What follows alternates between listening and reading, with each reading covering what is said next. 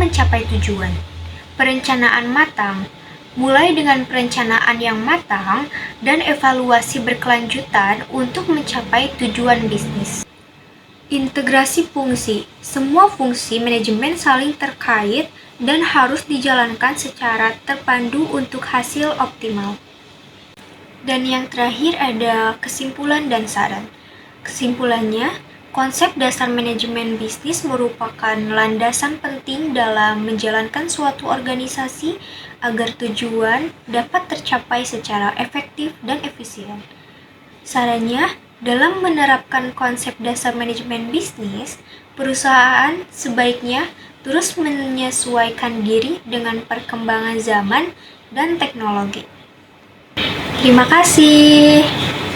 Mungkin itu saja teman-teman yang bisa saya sampaikan dalam materi konsep dasar manajemen dan bisnis bab pertama. Assalamualaikum warahmatullahi wabarakatuh.